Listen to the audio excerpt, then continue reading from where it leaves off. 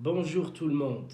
Après les matchs internationaux, nous revoilà de retour pour la Serie A entre l'Atalanta Bergame, qui est la meilleure attaque, et la Juventus de Turin, qui est la meilleure défense. Dans ce match-là, il y a pas mal de choses à dire, notamment beaucoup de fautes. La Juventus qui n'arrive pas vraiment à développer son jeu, surtout en première mi-temps, puisque cette vidéo, je la fais là, on est à la mi-temps. Donc on va en parler un tout petit peu plus tard pour la deuxième mi-temps. Et j'ai vu que depuis Dybala qu'il a pris son jaune dans cette première mi-temps, il a un peu de mal à...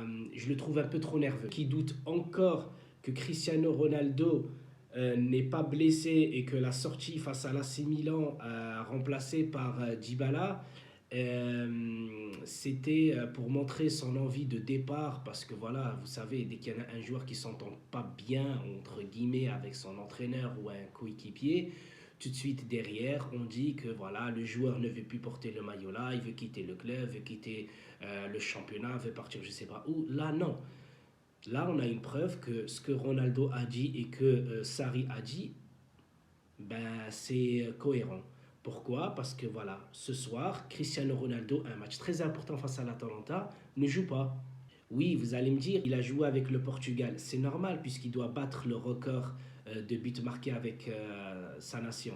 Mais avec la Juventus, même si l'Atalanta c'est une très bonne équipe, une équipe très joueuse, ben, l'Atlético Madrid c'est un match un peu plus important. Et en plus, je crois on est à 10 jours du Ballon d'Or. Sait-on jamais, sait-on jamais, s'il arrive à claquer un triplé face à l'Atlético Madrid ou quoi, ben on va encore dire Cristiano Ronaldo est formidable.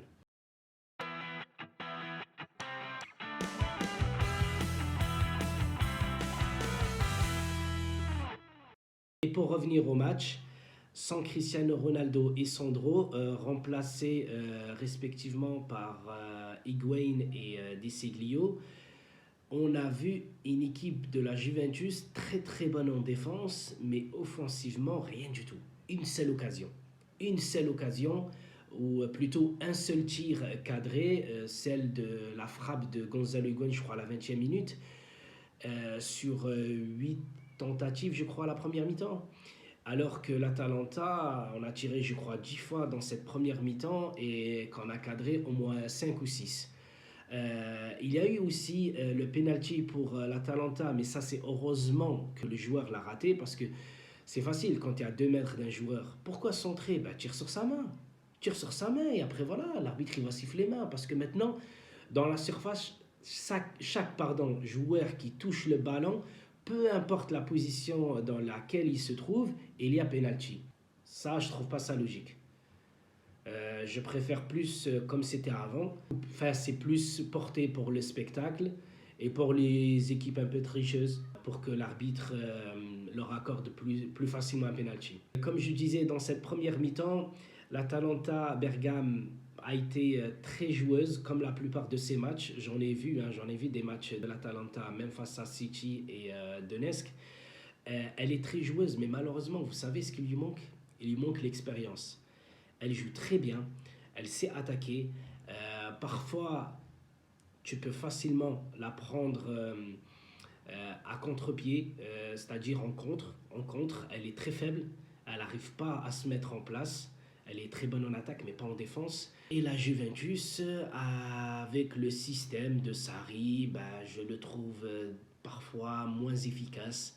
Au lieu de jouer un peu sur les ailes, bah, il a tout mis sur le milieu de terrain. J'arrive pas à m'imaginer que la Juventus arrive à marquer dans cette deuxième mi-temps. Tout simplement, ces latéraux ne peuvent pas trop monter puisque l'Atalanta joue en 3-5-2 et donc ils bloquent Quadrado et Desiglio. Il n'y a pas eu énormément de centres et ça oblige Higuain et Dybala à revenir au milieu de terrain pour récupérer le ballon. Ça, je trouve ça dommage. Et que dire aussi de Bernardeschi. Heureusement qu'il a été remplacé, voilà, il sort sur blessure par Aaron Ramsey, en plus qui a été très bon avec le Pays de Galles, je crois. Ouais, il a été très bon. Mais le souci, c'est que Bernardeschi, ce n'est pas un 10. Il faut arrêter. Mets deux attaquants et mets Dybala en 10. Dybala, il arrive à revenir récupérer le ballon derrière, il arrive à passer entre les lignes. Mais comme Higuain, il a du mal à courir, Il est très bon sur un petit périmètre, mais derrière, il n'y a pas de centre. Encore dans cette première mi-temps, la Juventus est beaucoup trop chanceuse, puisque voilà, elle aurait pu être menée par 2 voire 3 buts. Et heureusement que De Ligt, il a été très très bon dans cette première mi-temps. En fait, là, je vois que la deuxième mi-temps reprend. Je vous dis à tout à l'heure.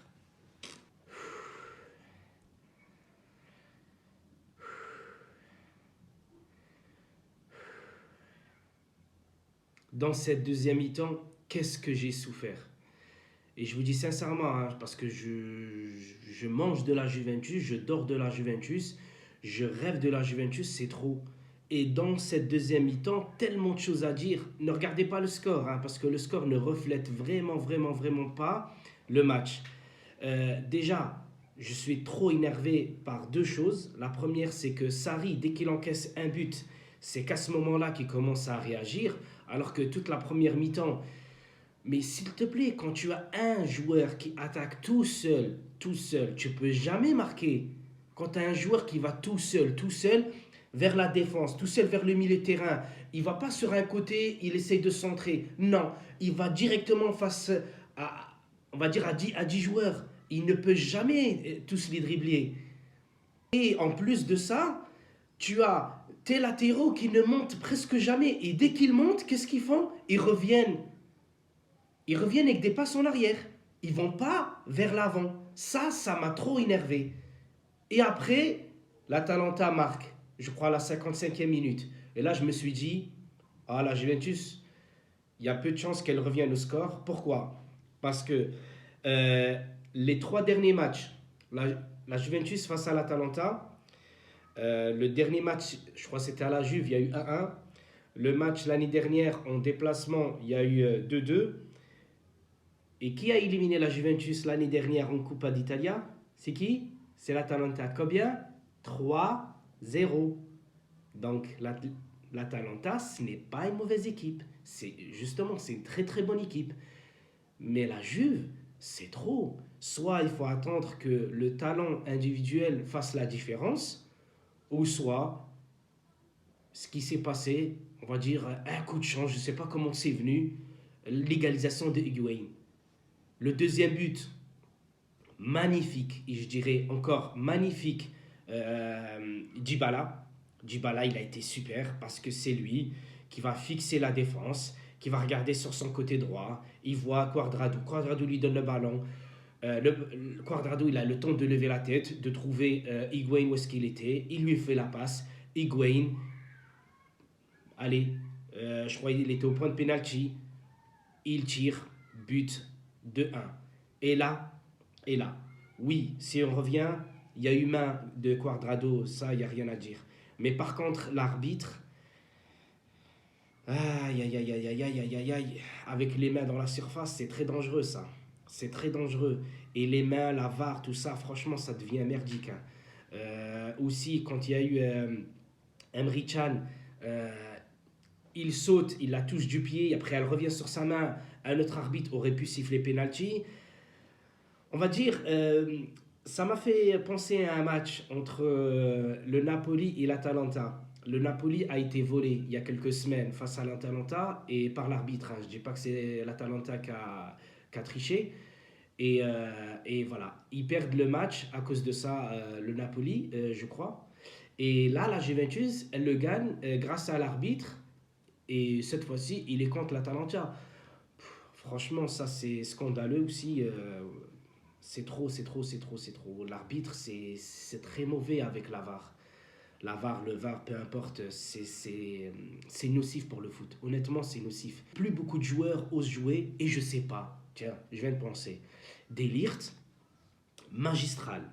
Et j'hésite hein, entre De Ligt qui a été très bon et Dybala, qui je mettrais homme du match. Puisque Dybala, à la toute dernière minute, grâce à un contre, une passe de Higuain, à la 92e minute, il dribble. Moi, je pensais qu'il allait la mettre sur le deuxième poteau, côté droit du gardien, petit filet. Et ben non, il la met au premier poteau. Et c'est super, 3 buts à 1 pour la Juventus. De Ligt, il n'a pas eu la main. Eh oui, il a joué beaucoup avec ses pieds, il a failli se blesser, j'ai failli avoir peur pour lui. Et heureusement, puisque voilà, il y aura l'Atlético Madrid mardi prochain.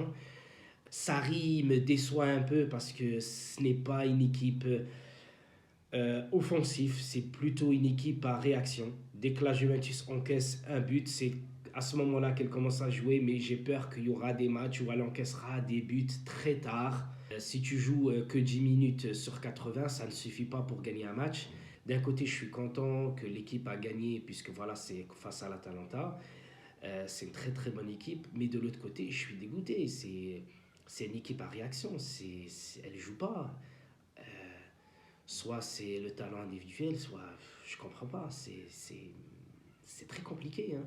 En tout cas, encore une victoire, encore la pression sur l'Inter de Milan. Lundi, PES, match day avec le Bayern Munich, Leverkusen. Mardi, Juventus reçoit l'Atlético Madrid. À part Bernardeschi qui s'est blessé, je pense que tout le monde sera là.